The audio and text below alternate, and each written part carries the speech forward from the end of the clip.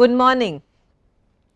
We continue with French masters, and I am going to begin with Jean Renoir. Jean Renoir, and we have already referred to Renoir in one of our earlier classes. He was the son of the famous painter Pierre Auguste Renoir. Okay. He also has an important part in the rules of the game, that the movie that we are going to discuss today, along with his other celebrated films. So, Jean Renoir 1894 to 1979, and he is considered as one of the most formidable influence on the entire French Nouvelle Vague, the movement called the French New Wave. Okay. So, he is considered the pioneer in many respects. So, if someone asks you what is the place of Renoir in cinema, he influenced a very important, very influential movement called the French New Wave, and you should know, along with Italian neo-realism. Are you aware? Are you familiar with the concept Italian neo-realism? I keep on referring to these terms on and off. Along with Italian neo-realism, French Nouvelle Vague is one of the most important influences on American counterculture cinema, the so called New Hollywood. So, all the Scorseses and Coppolas and Brian De Palmas, etc., they owe and they are indebted to French New Vogue and Italian neo-realism. Okay. When you watch their earlier films, you will understand that how important these people were on their entire cinematic movement in New Hollywood. So, Truffaut, another important filmmaker of the French Nouvelle Vague, Francois Truffaut, who made films like 400 Blows, another important film by Truffaut. I am not going to discuss Truffaut in detail, because I feel many people in our course, they know Truffaut quite well, 400 Blows especially. But any other film by Truffaut that you may recall? Good. Jules and Jim. Yeah, what did you say, Ranjit? No, I said La Dolce Vita. La Dolce Vita is an Italian film by Fellini? Yes, good. Okay. So, you talk Truffaut, you should talk about Jules and Jim, Day for Night,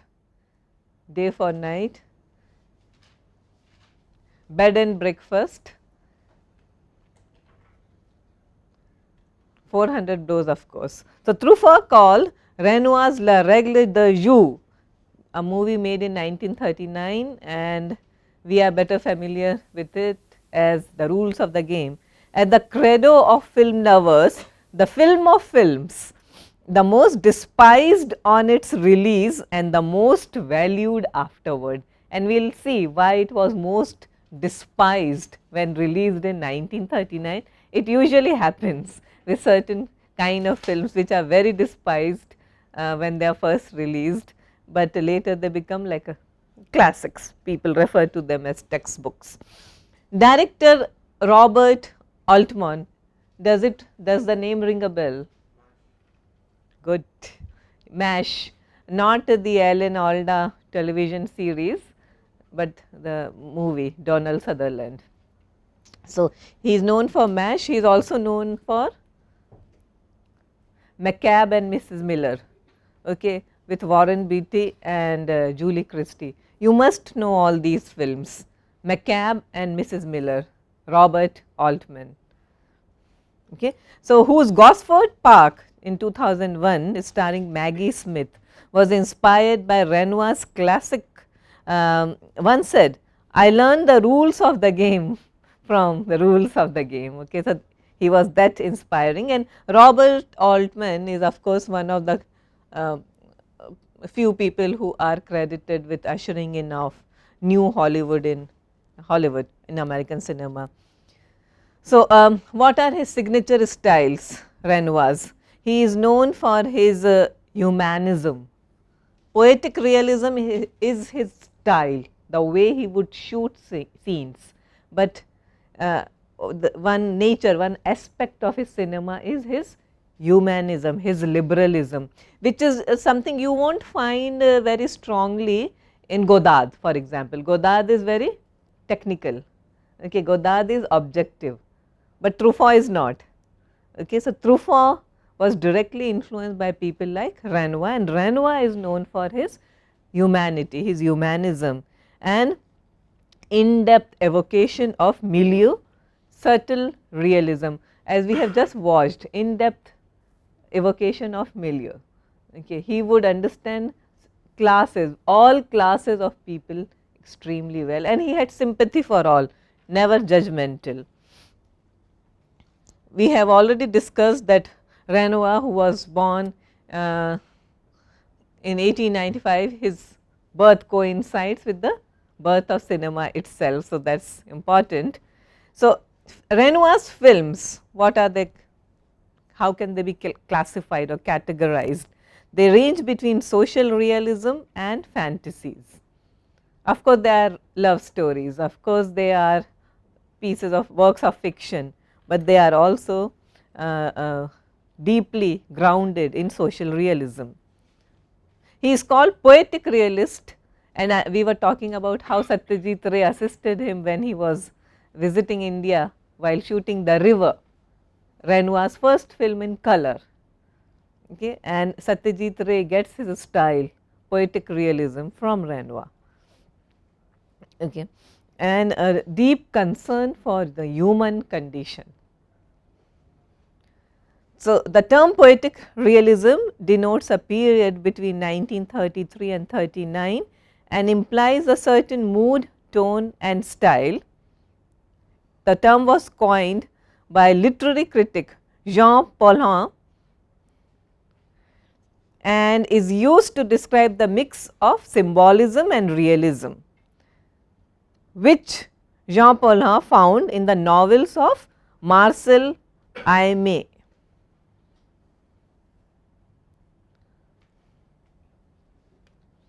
French novelist.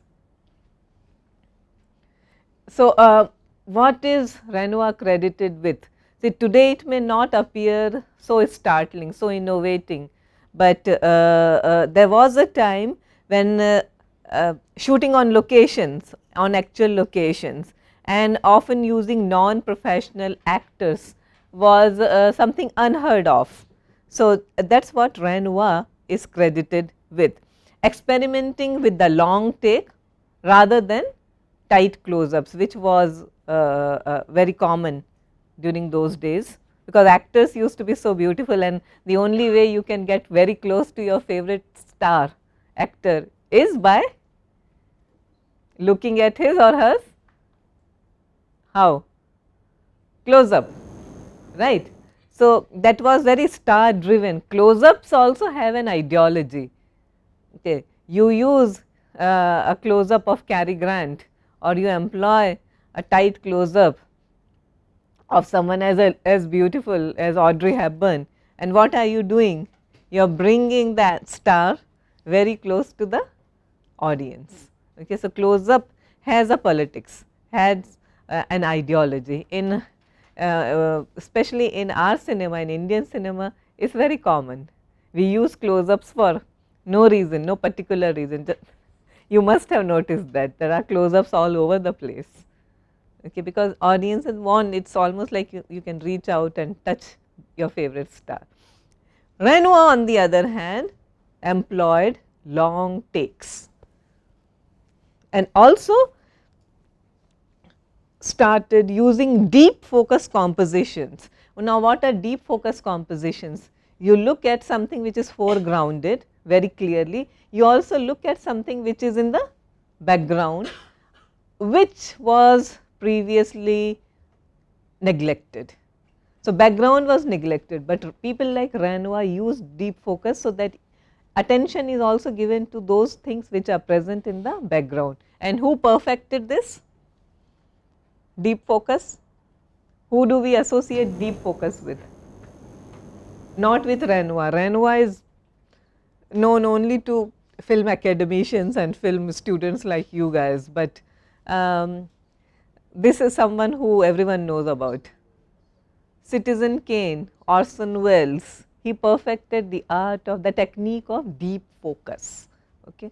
One of these days we will discuss Citizen Kane also if you wish. Okay. So, deep focus compositions credited to Renoir, perfected by Orson Welles, and of course, use of multiple cameras for the first time and color in films.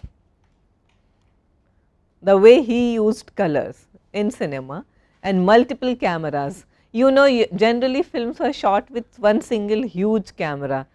People like Renoir started shooting the films the same shot with using multiple cameras. What effect do you think that would have led to? Multiple cameras, different angles, same scene shot through different perspectives and angles, and what effect? What ultimately it would result in taking the best shot, best composition. Okay. Lot of effort for the editors, but lot of fun as well. Okay. So, films were no longer shot with just single camera, but multiple cameras, so that multiple angles can be captured, and then the editors would use whatever they thought was best for them. I mean, I have seen rushes of Three Idiots. You know what's rushes? What's rushes? All the footage that they shoot, but most of it doesn't actually go into it. Exactly, all the footage that is actually shot, but doesn't necessarily go in the actual movie the way we watch it. Shrika Prasad was with us and he showed us footage of Kamine, which he edited. So, at FTII we were shown footage of Three Idiots, and you remember the scene where Amir sits in a class for the first time and he is very excited just to be in an engineering college, and then he is asked to define what's a machine. Yeah, and that scene we were made to watch through multiple perspectives. Okay, so there is a shot when the focus is only on Chatur. There is a scene where the focus is only on Madhavan, and then completely through the professor's point of view, and in the final analysis we were taught that they used a combination of all perspectives. So, it was not just focusing on Amir or Madhavan or Chatur. Okay. So, they must have done lot of editing there. So, that is what I was talking about. We have already seen his major films, La Chien, Bado Saved from Drowning, A Day in the Country, The Crime of Monsieur Lange, La Vie et Zanou, and very popular Labette Human, based on a novel by Émile Zola. Émile Zola, one of the pioneers of the naturalism theory. Zsa Gabor was a frequent collaborator. It was the kind of actor-director partnership that later you will witness in people like De Niro and Martin Scorsese, or DiCaprio and Martin Scorsese now. Okay. So, it's that kind of a combination. So, Zsa Gabor was a favorite of Renoir. They often worked together, and also Truffaut and his actor, the child actor, and when the child actor started growing up, Truffaut would invariably cast him in all his films. So, Zsa Gabor and Simon Simon in Labette Human. Has anyone seen a movie called, I am talking about the first version, not the remade version, The Postman Always Rings Twice? Are you familiar with it? Heard of it? No, no, I am talking about John Garfield and Lana Turner. So, The Postman Always Rings Twice is based on whose novel?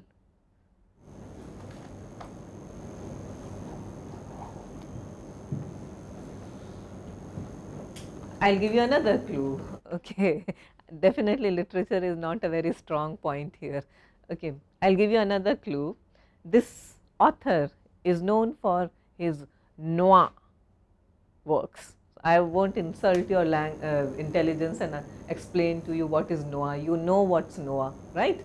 But this particular novelist was associated with the genre of noir. He wrote The Postman Always Rings Twice. He also wrote Mildred Pierce, first made with Joan Crawford, and now of course with Kate Winslet. That's a mini series, but there was an Oscar winning movie, Mildred Pierce. Who wrote it?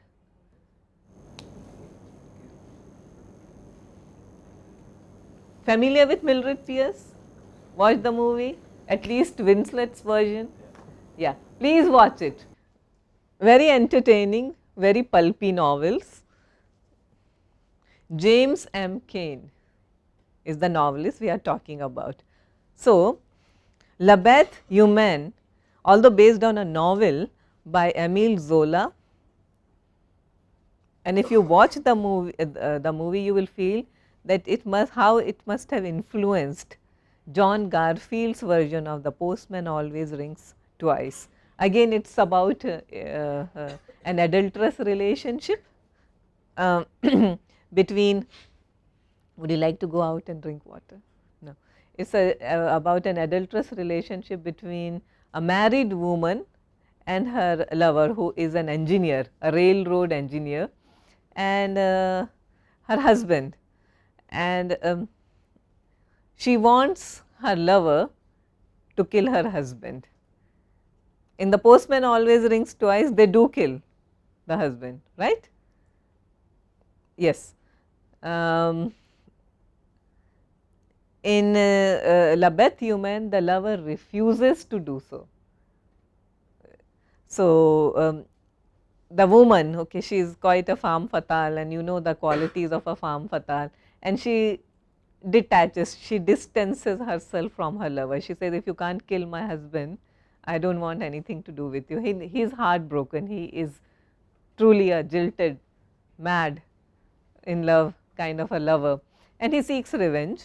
There is a scene somewhere in the middle of the movie where these lovers dance to a particular romantic song at the railroads. So, it is a very famous song, a French song. Now, after being jilted by the woman, the lover goes back to her house and strangles her to death. And again we hear the same song playing in the background.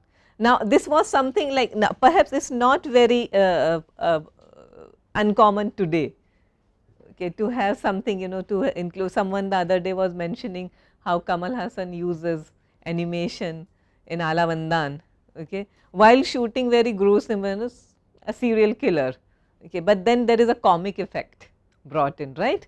So, it breaks the kind of traditional narrative, right. When you include animation to portray serial killing, then you are going away, breaking away from the traditional narrative. Here too, using a romantic song while a murder is in progress was highly innovative during those times. So, Renoir is credited with similar innovative techniques, okay, similar very experimental kind of narratives, which may not seem very unusual today, but they were innovative those days. Okay. And he does not evoke any sympathy, feelings of sympathy or pity for the lead characters. The song, which is a classic, to which they had once danced, and now he kills her to the background of the same song, it evokes a feeling of nostalgia. Okay. It does not evoke pity. So, Renoir's sympathy for ordinary people, however flawed, is most evident in two of his masterpieces, apart from Labette Human. One is The Grand Illusion or La Grande Illusion, and The Rules of the Game. In the 30s, Renoir formed a company, a film company called Les Nouvelles Éditions Françaises. And when he formed the company, he announced that his next film would be an exact description of the French middle class.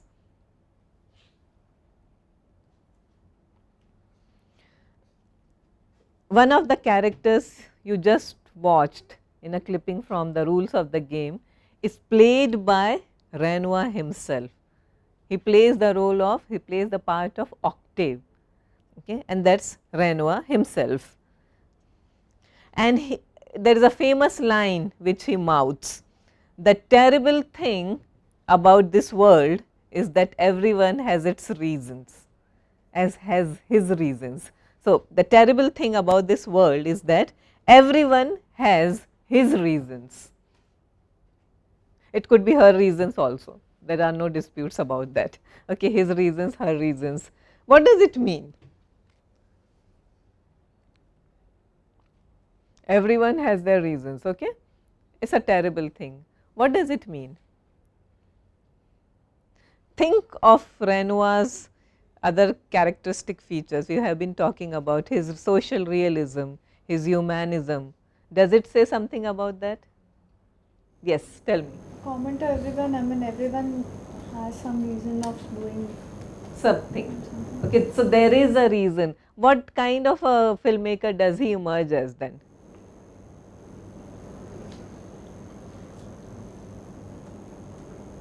Liberal?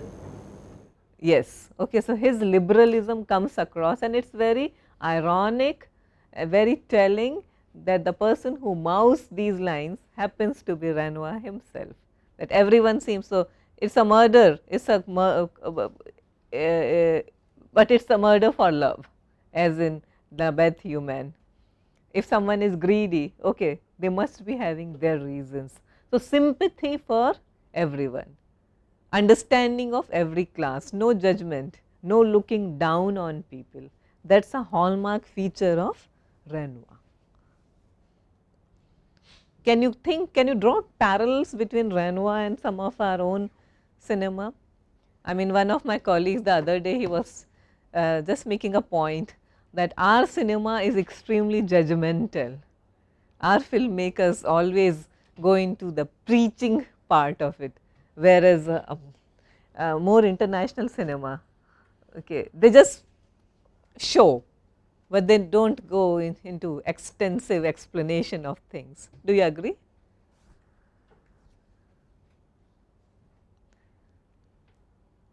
We do have a sense that our filmmakers take a moral stand and there is too much of preaching and judgments. Do we agree to that? To a large extent. To a large extent, they do that. But there are exceptions. I mean, Name them. maybe in Gangs of Wasseypur, how they present the different characters. Yeah, but when was Gangs of Wasseypur made? In 2012.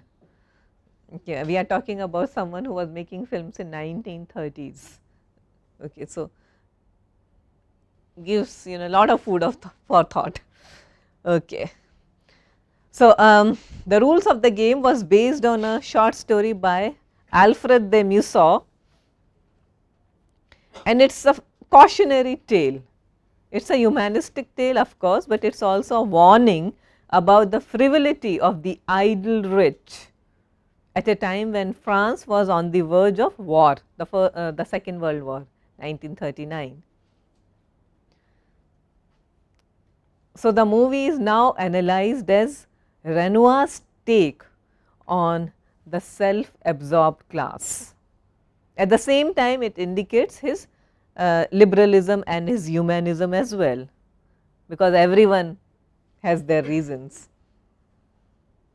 When the film was first released, people protested outside the theatres because of the ideology, because of the way he made his social observations, that people are essentially self-absorbed, selfish, and people did not like, the ordinary audience, they did not like this kind of philosophy. What do they want?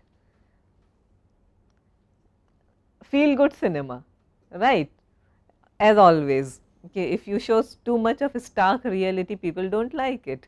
So, there were protests outside the theatres, and it was banned in France for very long time for being very demoralizing.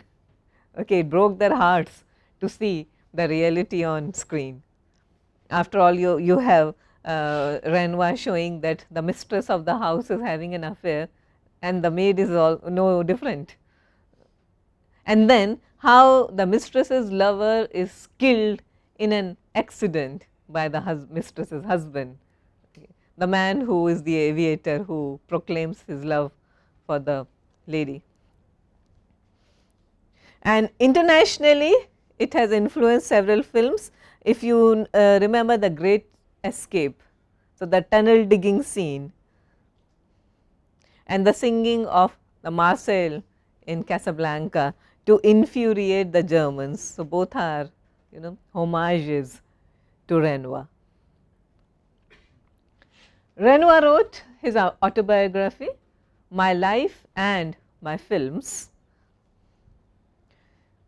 where discussing his technique and his beliefs, he says, I got nearer and nearer to the ideal method of directing, which consists in shooting a film as one writes a novel.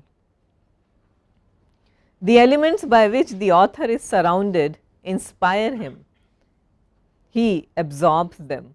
So, a writer in other words, or a filmmaker in other words, derives from what he is surrounded with. So, therefore, when we talk about Renoir's realism, we are talking about how he was inspired by locations, people, incidents around him. He also says in the same autobiography, an artist only exists if he succeeds in inventing his own little world, and that is true of most artists. They find their exclusive niche and stick to it, okay? So, their own little world. We were just referring to Renoir's partnership with actor Zsa Gabor, and Gabor appeared in 3 of Renoir's classics, Labette, La Grande Illusion and Labette Human. And then he also wrote his father's biography, Renoir, My Father, based on the life of his father, Pierre Auguste Renoir. Okay, as homework, please try to watch the rules of the game if possible, and if that is not possible, then try to read as much as possible on the rules of the game as well as Labette Human and The Grand Illusion, his 3 masterpieces. They are all very entertaining. You will not find it very difficult to sit through them. And one of his later films, Before the River, was French Cancan, which is an act of homage to the show business. So, it is based on the lives of people in show business, the French Cancan.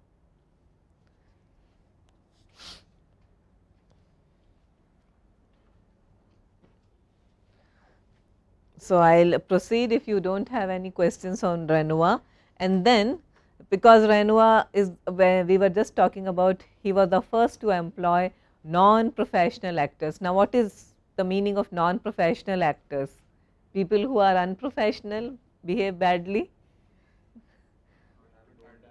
Exactly, who have never done any formal training in acting, and also who are not much exposed to acting, who have not acted before. So, employment of non-professional actors. This is another feature which the new Hollywood borrowed extensively from the French New Wave.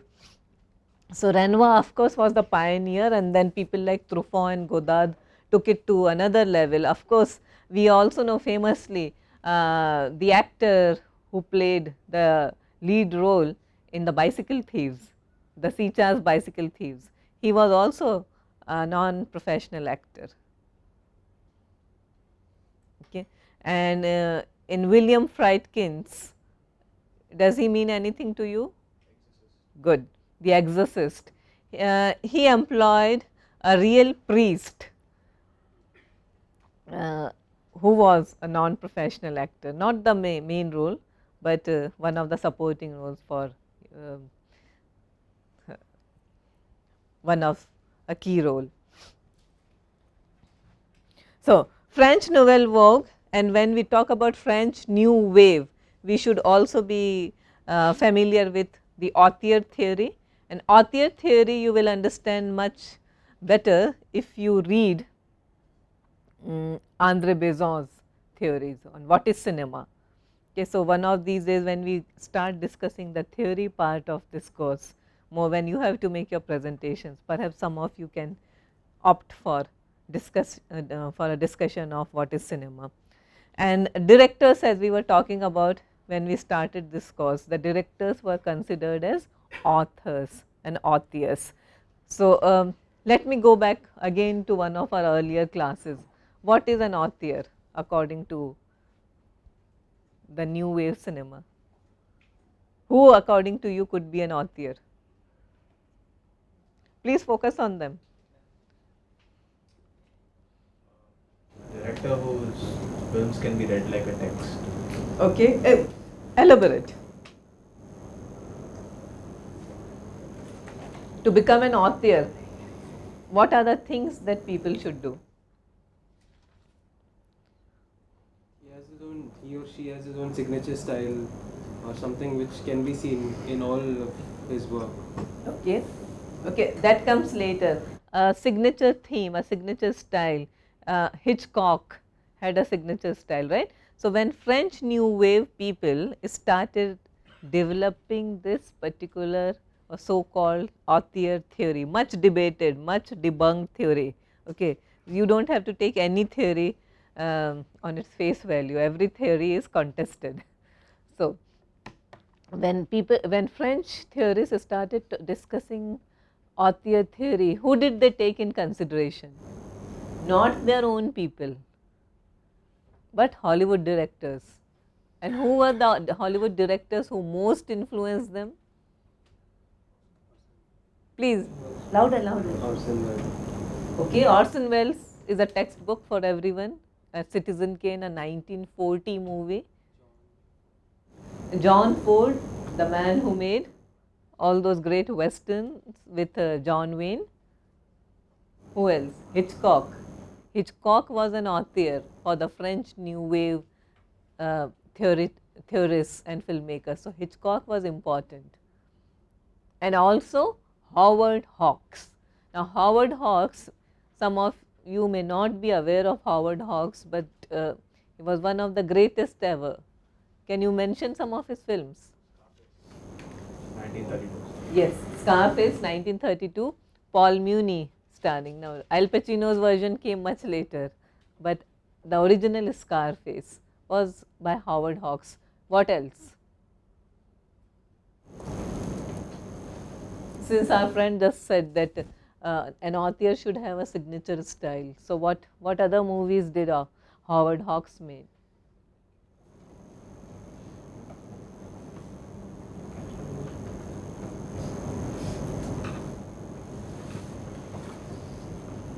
Bringing Up Baby with Cary Grant, His Girl Friday again with Cary Grant,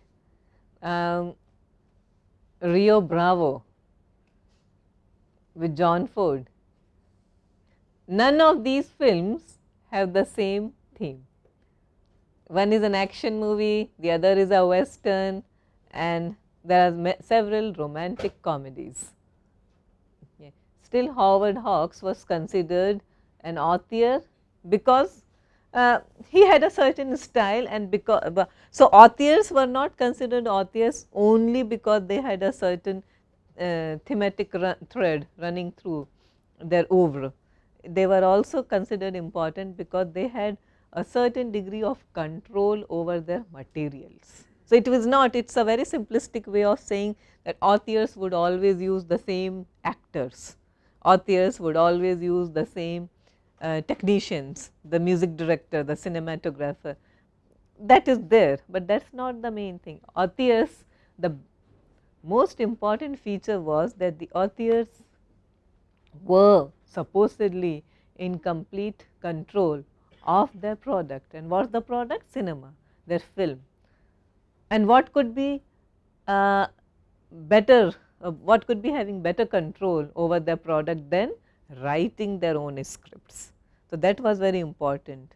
They wanted complete control over writing their scripts, dialogues, screenplays, although it was normally done in collaboration with someone, because one man cannot do anything but everything by himself, but they would like to have control over the way the film was written.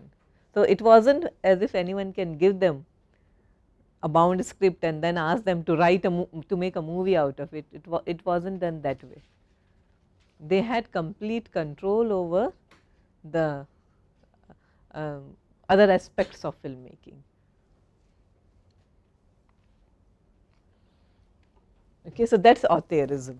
And some of the best known films: 400 Blows by Truffaut, Breathless by Godard, Band Apart again by Godard, and several others. Okay. So, the auteur theory was developed by André Bazin, a very important film critic, and his disciples. Now, disciples also happen to be film critics, and then they decided that if we criticize so many movies and if we are so unhappy with the way films are made, then why do not we make our own films, our own kind of film, which was like a breath of fresh air for French cinema, which was almost dying at that point. So, some important names along with André Bazin: Truffaut, Godard, Rene. Rene made a classic called Hiroshima, My Love, Mon Amour, and Last Year at Marienbad. That is another. When we talk about repetition and narratives, then we will be discussing Last Year at Marienbad. Did I ever discuss that film with you, with your group? Perhaps I did in one of my earlier classes. So, Renoir's Last Year at Marienbad is an important movie by way of its narrative, telling the same incident over and again, which was later done to perfection in Vantage Point. good Vantage Point, yes, but there is another classic. Rashomon is yes, yeah, multiple perspectives, yes, good. So, Rashomon, what else did you mention? Vantage Point, yes. In between there was something, Bill Murray, Oh, Groundhog Day. Groundhog Day. Okay. So, those are the films that we will be discussing when we talk about narrative and repetitions. So, Rene's Last Year at Marienbad. Tell me, any comments here? Christopher Nolan said parts of Inception were influenced by Last Year at Night. Of course, yeah. It is a very dark, edgy movie, although Nolan's movie is a thriller. Okay. It has action, it has great special effects. Last Year at Marienbad is an out and out love story based on a novel. Again, Nouvelle Roma, the new kind of novel. And Claude Chabrol, Romer and Louis Malle. So, these were the people who ushered in the era of French New Wave, and as we were just talking about, the manifesto was the director was the real author of a film and not the studio. So, it was, in other words, a revolt against the entire studio system, which is something you will find which something happened in the 60s in Hollywood with Bonnie and Clyde. Bonnie and Clyde and the subsequent next 10 years, they were the so called new Hollywood. Okay. And when you had films like William Friedkin's Exorcist, but Exorcist is more conventional. Before Exorcist, there was the French Connection, which got him the Oscar. Wonderful movie. Okay. So, the author or the director is the star of the film. That was the idea, not the actors. Therefore, insistence on having non-professional actors. In Hollywood, there was a director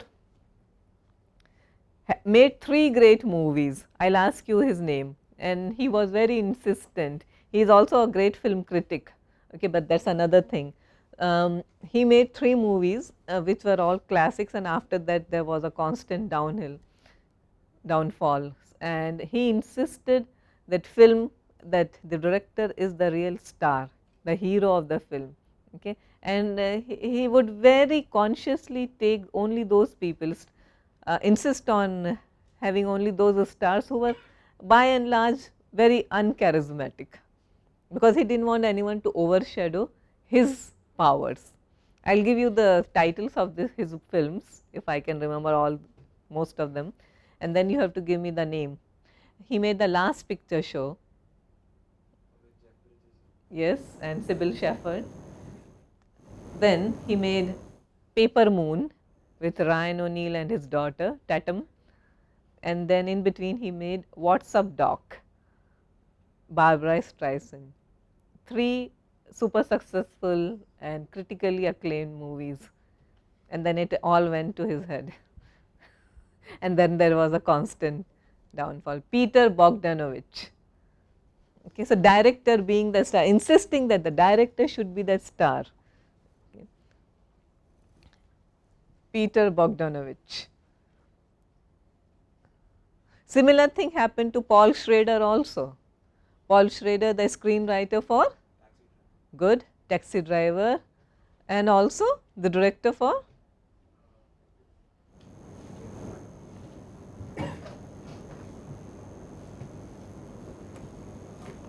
well, do your homework. Paul Schrader, what did he do? Okay, what is his contribution? Because again, like Bogdanovich, he could not sustain his success. Again, like William Friedkin, who made The French Connection, got an Oscar, okay, then followed it up with a very successful The Exorcist, okay, but could not follow. I mean, after that there were nothing. So, pitfalls of the authorism.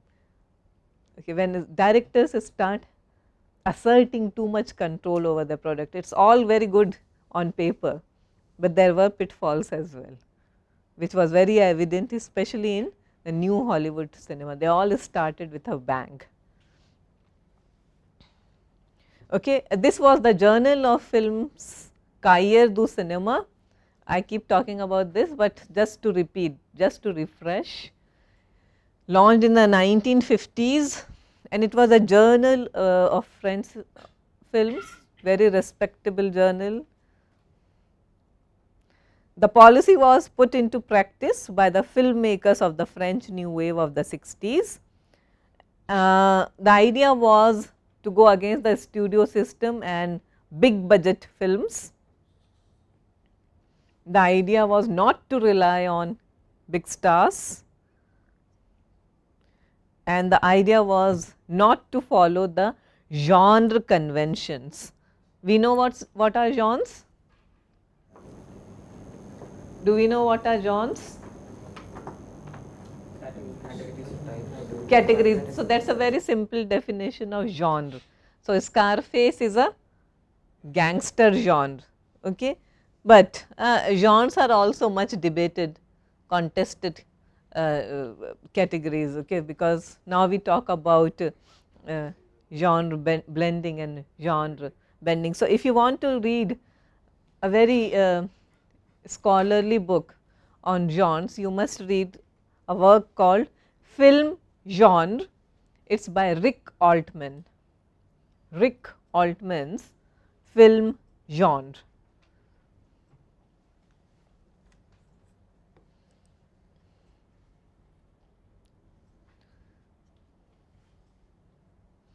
And one characteristic feature of the author theory was that the style becomes independent of the story. The style was extremely important. Remember Bonnie and Clyde, you must watch Bonnie and Clyde and then understand how important style was. After all, it is just a gangster film, okay, and it combines features of love story as well, but then it was the style of the movie in which it was shot that became important. So, when Ranjit tells you author theory is based on a signature style, actually is the way you shoot the movie, the way you present a movie. Some directors were known for shooting the film in natural lights. Okay? For example, if you watch a movie like McCabe and Mrs. Miller Warren Beatty's film, which was shot out and out in Vancouver, and directed by Robert Altman. And Robert Altman insisted those days in the early 70s that he is not going to do any dubbing for the film. Everything has to be in sync. Now, what happens when when everything is in sync and when you are shooting in cold, extremely cold climes of Vancouver in Canada, wind blowing throughout, what happens to the sound? Muffled sound. Okay, and even today, even with the restored version, McCabe and Mrs. Miller has a very odd sound to it. They all liked it when they first made it because they thought that they are authors, you see, complete control of the way. This is the way we want the movie. Okay, but the audiences were so put off, no one ever bothered to watch the movie, although it is now considered a classic. It's a cult movie, it has recovered its cause because it was so appreciated for its style, but then it did not make any money for the producers. Okay. So, auteur theory and its pitfalls. Okay. So, coming back to what Cahiers du Cinema told us, for an auteur film there is no pre-existing story. The writer, the director has complete control over the material, and they believed in improvisations. Okay. So, if the director is not happy with the way sun is setting or the moon is rising, they would not shoot the scene. Okay. And they would just keep on improvising it till they get that so called perfect shot. And the bottom line was that director is more important than anyone else on the sets, including the stars, including the producer. Okay, so just to encapsulate, yeah, Authier's theory rejected the cinematic practices of the 1950s. They believed in making low budget films. They shot on locations with new or non-professional actors,